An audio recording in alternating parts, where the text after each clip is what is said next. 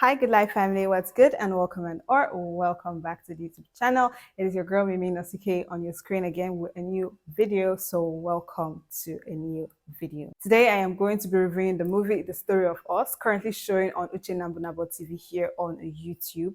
This movie is produced by Uchenna Mbunabo himself and directed by Ben Cassie. This movie tells the story of a rejected and abandoned child and all the struggles she faced while trying to find, reconnect with, and win the love of her mother. The notable faces on this particular movie are the beautiful, ever beautiful Nadia Buari, Chooks Chike, and then child actors like the beautiful Shim and the cute and super talented Dera Osadebe. My main highlight of this particular movie has to be the gala scene. If you've seen the movie, you know the scene I'm talking about. Not because it was the most interesting or because it was funny or anything like that. It was mainly because of the emotions that that particular scene evoked in me. I really honestly wasn't expecting a YouTube Nollywood movie to bring out so much emotions, but the emotions that I felt watching this particular scene were so deep. I actually did shed tears because that scene was so emotional for so many reasons. The part where she said, "They don't come out waiting the key person for motor from my body," it broke my heart. How do you feel about the scene? Let me know how you feel about that particular scene because for me, it was really emotional. I'd love to proceed by commending the overall visual concept of this particular movie. I love how the locations complemented the overall tone and the theme of this particular movie. It's really very commendable because most of the movies that you see here, most of the simple movies that you see on this space, they don't actually take note of all of these things and pay attention to all of these seemingly little things, but how all of these little things are able to bring a lot of value into the movie and it just spikes your interest. That's the word. It spikes your interest. It spikes the interest of the viewers. I personally was reeled into this movie when I started watching it by how real the locations were, the interactions in the market scene, how everything just came together, blended perfectly well together, and brought an overall touch of realism. It's really commendable. And I also love to commend Shim. And if you don't know who Shim is the child actress that played the role of Soporuchi in this movie. Like I'm yet to see another child actor, I mean, one in her age, range that would do such a fantastic job the way she did. Her act was very commendable. She's super talented, very, very expressive. I love how she was so fluid in her acting, how she embodied the character of Soporuchi and nailed her role to the T. Perfect portrayal of character. I love it for her. She's such a wonderful actress. Let me know how you feel about the movie. Let me know how you feel about her performance in this particular movie. I'll be in the comments, reading your comments and knowing how you feel about the movie. Next, I want to proceed to talk about Nadia Buari's act in this movie. I haven't seen Nadia Buari in a movie in the longest time. So it was just somehow so heartwarming and exciting to see that she still had her juice, her facial expression, her overall demeanor, like the overall tone of her person, the way she carried her person to Movie, I think she did commendably well. I love how she brought in her A game. I love how she brought in all of her energy into the movie, how she was so fluid in portraying her character as Marvel, the heat that she brought into this movie. I don't think anybody could have done it better, or what do you think? Now let's talk about Chidera Osadebe's character, Yada, in this particular movie. I am honestly torn between Soporuchi and Yada, who I like more. I just know that my main character, like my highlight characters in this movie, like my overall favorite characters in this can have to be the children. But then I'm now torn between Yada and Soporuchi. I don't know who to pick between both of them because Chidera Osadebe is one of the child actors that I know that know their onions, right? She's such a wonderful actress, and I believe that she's going places with her acting for such a young age. I think she does commendably well. The way she's not afraid to embody the character that she is playing, the way she's not afraid to deliver her role, the way she literally becomes the person, becomes the character that she's portraying in any particular movie. It's really commendable. She's not scared of talking. She's not scared of expressing herself in the movies. I don't know who raised her, but I know they did a very wonderful job. She just brought so much life and light into this particular movie. Her character was such an interesting one. She was steadily cracking me up in this movie when she and Soporuchi bonded and formed an alliance. Oh my God. I couldn't have looked forward to a better bond between siblings, right? Like how she would always come and help Sophocles to beg her mother. Like it was just so funny. The way she didn't even want to know what was happening. She didn't even want to care. Like she didn't even care what's happening. Whenever she just saw Sophocles was on her knees, best believe she's jumping in to be on her own knees as well and joining to beg whoever. Like she didn't care. I love their bond so much. So cute, so adorable. Now let's talk about the story. I love that this story is a deep one. I'm so used to and familiar with seeing very simple movies here on the YouTube space. So I really love and appreciate seeing movies that are deep, movies that induce a lot of emotions. I think Uchenna Mbunabo is one of the producers here on YouTube that I feel he thinks deeply. Because for you to be able to make an emotional, I've seen a couple of movies that are supposed to be emotional here on this YouTube space, and I just feel like, what are these people even acting? But I feel like when Uchenna Mbunabo wants to go in and make an emotional movie, he does not hold back. I love it. I love how this story was so emotion inducing. It puts me in such an emotional space that I didn't think I was even going to get into. I think the story, very creative. It just shows someone that puts in efforts, puts in energy, puts in resources into making movies. I want to commend Uchenna Mbunabo for always making an attempt to bring good movies to the screens. Despite that it is YouTube and YouTube is not as big of a platform as some other streaming platforms. A lot of people these days, a lot of Nollywood producers that make movies here on YouTube just do like the barest minimum in their movies and basically come up with what I consider to be very mid and basic. That's just to say, the list movies. But then whenever I watch Uchenna Mbunabo's movies, I can obviously see the efforts, the thoughts, the intentionality that was put into these movies. Not everybody does that, and it's very, very commendable. I want to commend him specially together with his director. Ben Cassie did a wonderful job in directing like the overall flow of this particular movie, from the expressions of everybody to the interactions in the different scenes to the way they interact with like the other actors and the surroundings to the chemistry that you could feel in this particular movie. I think he did a wonderful job. I think the story was really creative. It's a wonderful story. I love the subtle portrayal of how people go through traumatic experiences in the world that we are today.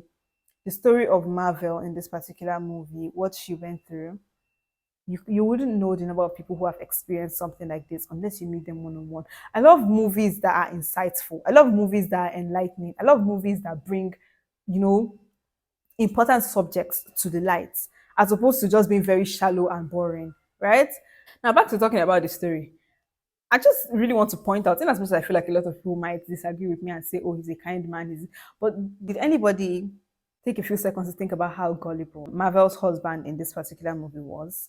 I just feel like the man, aside from the fact that he was really kind in this movie, he was a supportive partner, he was generally a kind person, but we cannot take away from the fact that he was really gullible. Because let's assume Soprochi was an imposter. Do you know how gullible a person will have to be to allow a total stranger to come into your house and come and live with you just because she claimed to be your wife's child and she, for some reason, happens to look like your wife? But then, did anybody consider how Soprochi could actually have been anybody? And then you just allow a total stranger to come into your house because she showed up at your gate and claimed that your wife is her mother, which she herself wasn't even sure. She just had an old picture of this particular woman that was probably taken several years ago. And then this child is going to, or this young girl in her teens is going to come into your house and come and be living with your family. You don't know her from anywhere. This one, it's just that it's a movie, but the world that we live in today, I don't think anybody should be that gullible. Anybody can come to like your place with that kind of story, and they're just going to allow a stranger come and live with your family. You have a small daughter, you have a kid in your house. You don't know the intentions of this particular person. You don't know who sent the person. You don't know this person's motives. She just came with like a story, an unbelievable story at that your wife is her mom, and you're just going to welcome her with open arms because you feel sorry for her. Another example of why I would say the man is really gullible was, take for instance the time that he allowed Mr. and Mrs. Okoli to come into his house to look for Marvel. I don't care what anybody thinks. I don't care how anybody wants to perceive this. But for me, and in my own opinion, Mr. and Mrs. Okoli had no business coming back into their lives. And that's on period. I don't even want to start talking about how questionable the whole idea of bringing Mr. and Mrs. Okoli back into this movie is. I'll save that particular topic for later. But now let's talk about how I feel like the man is like, oh, so anybody can just come and beg you and then you just allow them to just come, or like, are you Jesus Christ? I mean, come on now. Knowing fully well the kind of pain and hurt that these particular people have caused your wife in her life. So because they happen to come back later and come and beg you, you just bring them into the house. I mean, I don't care what anybody thinks, but that is completely wrong.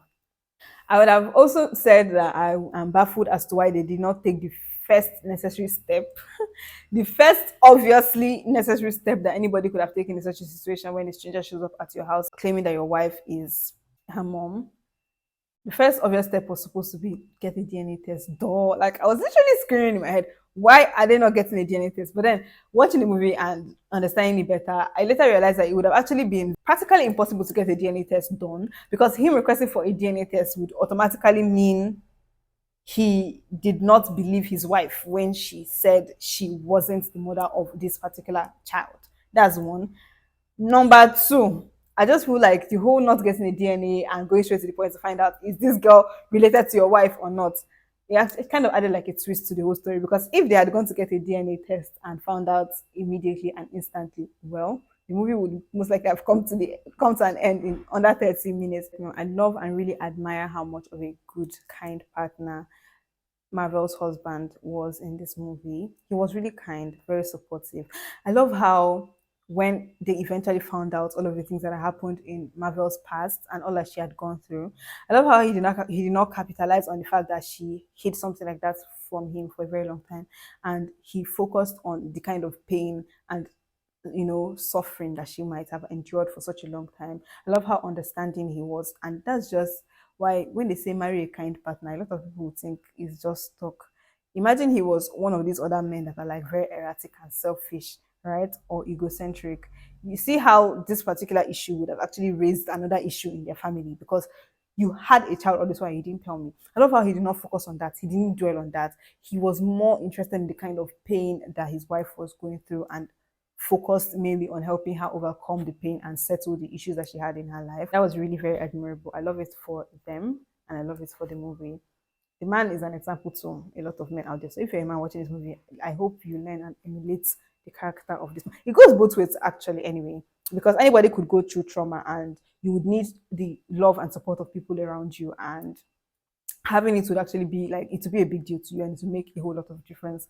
So I love that the man was really kind. I love that he was really understanding. It's really commendable. Now let's proceed to talk about Mr. and Mrs. Okoli's return.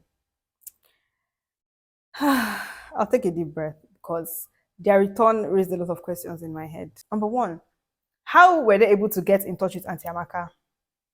I don't know. How did they begin their search? How did they know that the child was alive before they will now begin to look for how to come and claim the child of their son that died? I just felt like their return was completely unnecessary, and I really was really pissed at Marvel's husband when he allowed those silly people to come back into their lives after all of the pain. Anyway, I don't know. I just feel like Nollywood movies have an obsession with giving people a happy ending, which in as much as I love happy endings, but then I feel like when something doesn't make sense and it's not necessary, it should just be left out, right?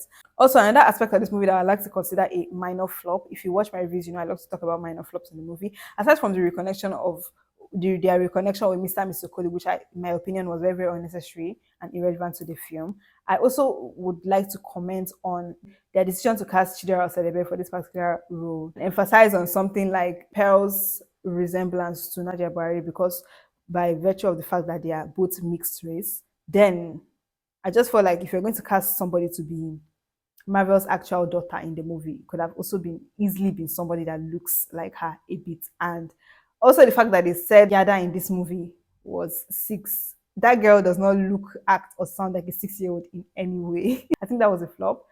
Them casting this child to be Marvel's real daughter in this movie, biological daughter, she did not fit the profile of what you would expect when they want to show her own biological daughter in a movie like this, considering that they gave us the impression that her genes are really strong, and any child that will be born from somebody like this should at least have a little bit of similarities. The least they could have done was make her light skinned.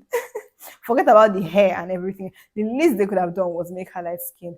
But then Shira Osadebe did a fantastic job to the extent that you would even fail to take note of that. And I think she did commendably well. Overall, I think this movie was a very fantastic watch. It was a wonderful watch. And as for if I would recommend, I honestly would recommend if you love emotion provoking movies, I would recommend and I would say you should check it out. the movie was a good watch. I also want to commend Chooks Chike, who played the role of Marvel's husband in this particular movie. He did such a commendable job. He's such a fantastic actor. I'm not supposed to end this video without commending him.